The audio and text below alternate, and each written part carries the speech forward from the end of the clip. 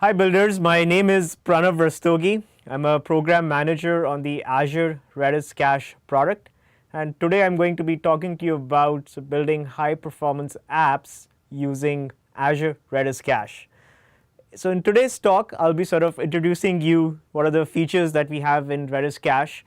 We'll sort of deep dive into some of the recently released features on Redis Cache, and I'll also give you a quick sneak preview of a feature that we have coming around the build time frame. And if you have any questions, this slide has my contact email and my Twitter handle, so please feel free to reach out to me in case you have any questions. So this is a quick overview of Azure Redis Cache. Redis Cache is a service that we have in Azure. It's a managed offering where we host Redis for you and then we manage Redis for you. So as an application developer, you don't have to worry about managing the infrastructure details on hosting Redis. And Redis is an open source platform which can be used as a cache or it can be used as an in-memory data structure. So Redis is very powerful, it is very performant, and it's much better than any traditional caching platforms because it allows you to have these in-memory data structures that you can use on the server side. So if you're building applications like leaderboard or you want to show the top 5 tweets, then you can use these advanced data structures in Redis. From an Azure perspective, we have Redis available in 3 offerings. There is the basic tier, which is for development test only. There is no SLA on the basic tier. There is standard, which is where we spin up a 2-node configuration for you where there's a master slave setup, and in case of any issues with the master, we'll fail you over to the slave, and then we'll replicate the data from master to the slave as well. So this is a SKU where we provide an SLA of 3 nines, and this is a SKU that we recommend for production. We also very recently released the premium tier, which is what we'll cover in more details, and premium tier has all the features of standard plus a lot more.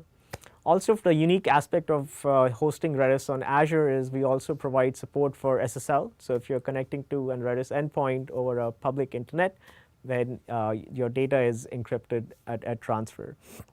Redis is available in all regions, including Azure China and US government as well.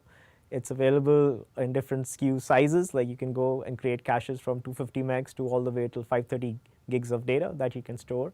And you can call us if you want to store more data in Redis.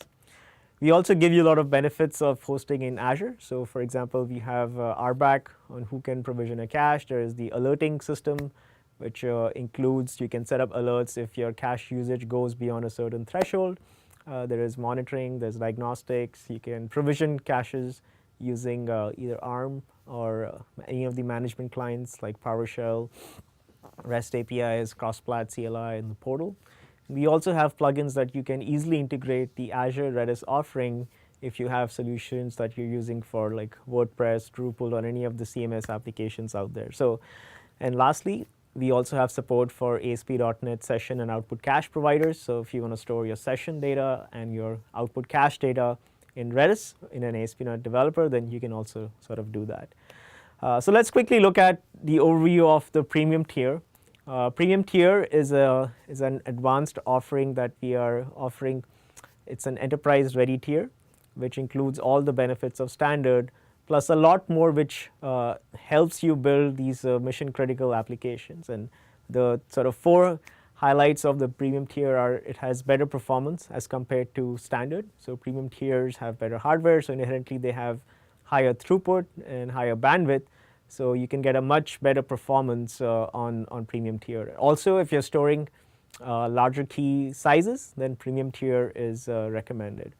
We have Redis persistence, Redis clustering, and the Azure Virtual Networks, which allows you to deploy caches inside a virtual network itself. So let's look at each of them in a little more detail. Redis data persistence is a feature which allows you to take a snapshot of your cache data, and the snapshot is stored in Azure Blob Storage. The benefit of enabling persistence is in case there is a 2-node failure where both nodes of the cache go down, then today in the standard tier when both nodes come up, then there is going to be data loss since in standard tier all the data is stored in memory. If you enable premium tier persistence, then you can take a snapshot of the cache at some frequency. It varies from like 15 minutes to an hour, and we will persist this data in Azure storage. And when both nodes go down in case of infrastructure failures or any sort of major outages, then when the cache comes back up, it'll have the data in the cache itself. So it increases your resiliency against data loss. And from a Redis perspective, persistence is offered in two modes. There is the RDP snapshot, which is what we offer in Azure today, and then there is the append-only file model, which will be coming online soon in Azure. So we do recommend Redis data persistence as a way to increase resiliency against potential data loss that can happen. Then we have Redis cluster, and cluster is basically the same Redis clustering feature which was introduced in Redis 3.0. It allows you to do server-side sharding, where now you can split your load and create a cluster. So you can create a cluster of 10 nodes. In Azure, we offer you a master-slave pair where each node has a master-slave setup. So each node is set up to be replicated from a master to slave. So in case a failover happens, any error happens, then we fail you from master to slave. And the benefits of using clustering are, let's say if you want to create a workload of higher memory size. So in standard, the limit is 53 gigs. So if you want to store more than 53 gigs, then you can create clustering. And also for higher throughput. So in standard, the throughput that you get is about sort of 150K ops per second. But if you create a premium size cluster of 10 nodes, and each node can store 53 gigs, then for each shard, you'll get about 250K ops per second. So the total throughput that you can get is about 2.5 million ops per second if you are storing about 1 KB key value. And we have more details in our documentation site on how about these numbers. So clustering is a good way to store more data. It's a good way to do server-side sharding where data is going to be evenly distributed across the shards. So you don't have to worry from an application perspective on how do you split the keys amongst all the shards in the cluster. And also in case of any failures, Redis cluster by itself will reshard the keys, and so it's going to keep the cluster healthy. So it's a very good way of abstracting away these sort of low-level details of maintaining a cluster. Lastly, we have sort of virtual network as the feature that we launched with the premium tier. So this diagram sort of illustrates what a virtual network is. The boundaries of the chopsticks are the virtual network boundaries. So any request from outside this boundary cannot access the cache. Equal in this picture is the Lightweight Redis cache, and sort of my premium green tea is any compute that's going to talk to a cache. It could be an app service, it could be VMs, cloud service. You sort of pick your own compute layer. So in this diagram, what we are saying essentially is only the green tea is what can talk to equal. So and any compute that is inside the virtual network can access the cache. Any request from outside the virtual network will not be able to access the cache. So it's a good way to further sort of isolate your cache and restrict network access. So it's a very good way of abstracting away like what can access your cache, and for the further using the features in Azure Virtual Networking like NSG rules, you can set up express routes. You can further lock down the access to the cache. It's a great way for enterprises to control who has access to cache. So let's look at some of these features in action. Everything that I'm showing you is available publicly. I've gone to the Azure portal, and I'm going to create a new Redis cache with all the premium features that I showed you. So this is a Redis cache. I can specify my cache name, which is a unique DNS name. I can specify my subscription, resource group. I can specify what location should my cache be in. So I'm just going to pick West US. And to start using the premium features, you have to select the premium tier. And as soon as you select the premium tier, you'll notice that the premium options are available. So now I can specify clustering. So right now you can only enable clustering as a create experience, and then you can specify the number of shards. You can change the number of shards after you've created the cache as well. So in this case, I'm going to create a cache with 3 shards. I can also now configure data persistence. So I can select how often do I want to back up my data. So in this case, let's say 30 minutes. And where do I want to store this backed up file? So in this case, I'm going to pick a storage account which is in the same region as the cache that I created. So and then the data that we store in the cache is going to be used in case both nodes go down, and when the cache comes back up, we're going to rehydrate the cache from that storage account. And this is by default, you can select the primary or the secondary key that we should use. And lastly, you can also deploy this cache inside a virtual network. So in this drop down, these are the virtual networks that are in West US region. I can select the subnet details, and I can also specify a static IP. Static IP is optional. If you don't specify one, we'll just look one dynamically available within the specified subnet range, and we'll go ahead and create the cache. So if I click create, it's going to create the cache. I'm not going to go create it because it's going to take some time, but I will load up a cache which I have already created, and we'll look at how clustering is used. So this is a cache which has clustering enabled. You would see over here that's a premium size cache which 3 shards. Each shard can store about 13 gigs. So I can store about 39 gigs of data in the cache. So let's use this cache in from our application. So here I have a simple console application. I've connected it using Stack Exchange Redis. Stack Exchange Redis is now also available on .NET Core, so you can build your cross-plat .NET apps as well. And I'm sort of showing you 3 ways of where I can start using Redis clustering. I have 3 patterns on how Redis clustering is going to work. It's the same patterns that are available in the publicly available sort of Redis IO. There's nothing special to Azure. If I just want to store keys, I can store keys of build demo cluster 1 to 20, and Redis is going to evenly shard these 20 keys in the 3 shards that I have. I can be special, and I can say that I want to store all customers on the same shards. So for example, I want to store customers from 1 to 20 on the same shard. And the reason I want to do it is because I can then access the shards individually, and I can sort of further increase the throughput of my application. And the last pattern is, let's say I have customers and they have their order details. So I want to store customer A and customer A's orders on the same shard, and then customer B and customer B's order on the same shard, and then customer C and D I want to store on a different shard. And again, the reason I want to do it is so that I can increase the throughput of my application. So the pattern that you can use to store customers and their orders information is as follow. You can use this pattern of curly brace, key name, colon, customer ID. So in this case, ID is going to be 10 to 20. And then same key dot orders will store the orders of that customer on the same shard. So let's run this application, and we're going to use Redis CLI to connect to the cluster endpoint, and we'll use that to see how the keys are being sharded. So here I'm storing all the key patterns that I just showed you, and I have this console prompt where I'm going to connect to 3001 port.